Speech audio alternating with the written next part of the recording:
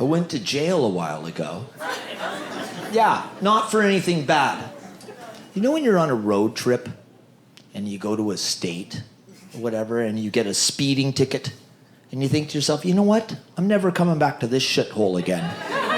So you crumple it up, you throw it in the back seat, off you go. Case closed. Right? So I did this in the state of Montana in 2012. I was reminded May 2017.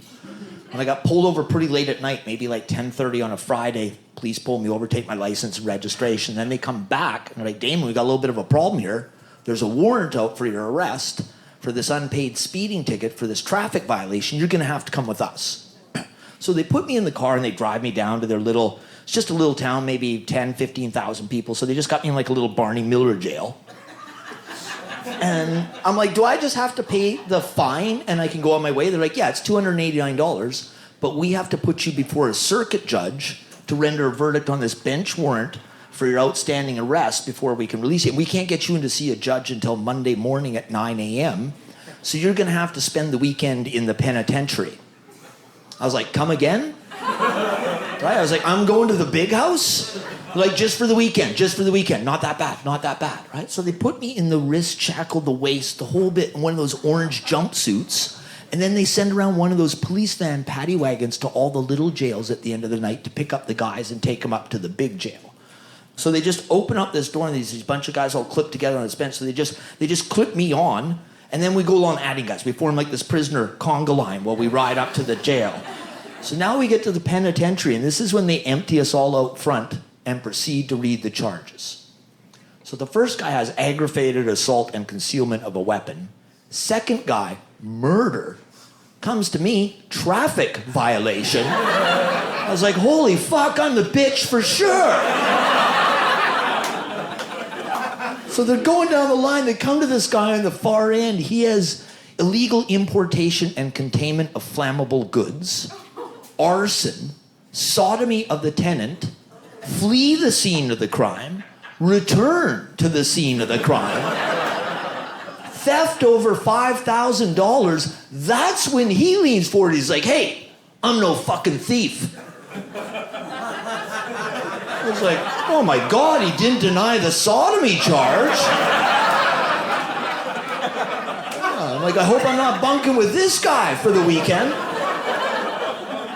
So the good part of the story is I get my own prison cell, and you can stay in there all day, but 3 times a day for breakfast, lunch, and dinner, you gotta walk through this Oz pit area that's about the same size as this corner of the club. And this is where like all the biggest, toughest guys in the jail hang out. Like there's a guy with a dragon tattoo that goes up his neck and onto his mouth, so when he talks, the dragon talks, right? Like these guys, they do all the shivving.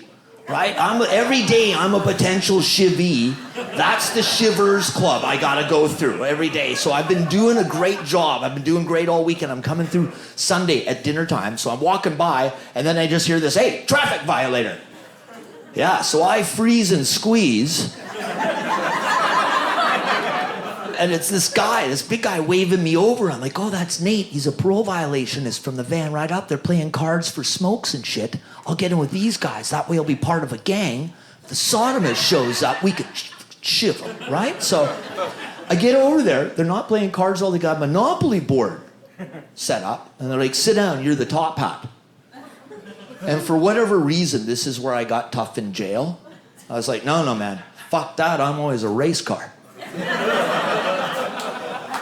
They're like, you might be a race car on the outside. In here, you're a top hat. Now sit the fuck down, right? So now I realize I'm playing Monopoly with guys that can end my life. Right? So I'm just trying not to rock the boat. At this point, all I'm doing is buying like electric companies and railroads, right? I'm playing it safe.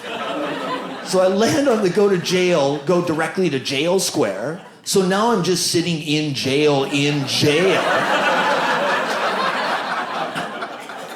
But I've got the get out of jail free card, so I use that. And then I asked the guy, I'm like, you guys ever think about using this? And they're like, what do you mean? I'm like, well, it says get out of jail free on here. Has anyone tried this card before? And they're like, what are you, a fucking idiot?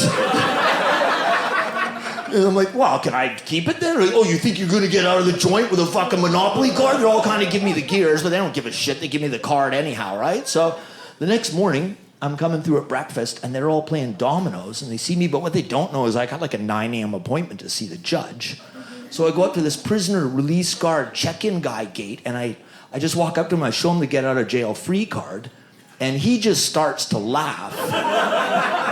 And then I said, yeah, I'm Damonde Tschritter. I show him my number. I'm like, I'm supposed to check in with you. I got a 9 a.m. appointment to see the judge. So he looks down his roll call sheet, looks back up, and he's like, yep, go ahead. I just turned back to the guys. I'm like, what can I say? It works.